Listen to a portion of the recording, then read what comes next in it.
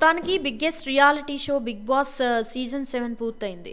ఇంతకాలం టీవీల ముందు కూర్చుని కన్నార్పకుండా చూసిన ప్రేక్షకులు వచ్చిన రిజల్ట్ తర్వాత బాగా హంగామా చేశారు. షో ప్రారంభం నుండి ఒక్కరోజు కూడా ఎపిసోడ్ను మిస్ కాకుండా చివరి వరకు చూసి తమ అభిమాన కంటెస్టెంట్ను గెలిపించారు.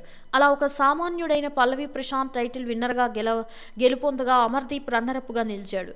నిజానికి ఇంతమంది సెలబ్రిటీస్ని దాటుకుని ప్రేక్షకుల మదిని గెలుచుకుని బిగ్గెస్ట్ షోలో టైటిల్ విన్నర్గా ఒక సామాన్యుడు గెలిచాడు అంటే నిజంగా మామూలు విషయం కాదని చెప్పాలి. అయితే ప్రశాంత్ టైటిల్ విన్నర్ అవ్వడం ఒక ఎత్తు అయితే బిగ్ బాస్ హౌస్ ఉండే అన్నపూర్ణ స్టూడియో బయట జరిగిన గొడవ మరో ఎత్తు అని చెప్పాలి. ఎప్పుడైతే పల్లవి ప్రశాంత్ టైటిల్ విన్నర్ అయ్యాడని తెలిసిందో ఆ సమయంలో అన్నపూర్ణ స్టూడియో బయట పల్లవి ప్రశాంత్ అమర్ ఫ్యాన్స్ మధ్య జరిగిన రచ్చ అంతా ఇంత కాదని చెప్పాలి.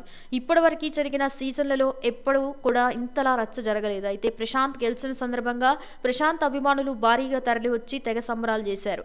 అయితే అక్కడికి అమర్దీప్ ఫ్యాన్స్ కూడా చేరుకోగా దీంతో ఆ సమయంలో అమర్ ప్రశాంత్ ఫ్యాన్స్ మధ్య వచ్చిన చిన్న గొడవ కాస్త పెద్దగా మారింది.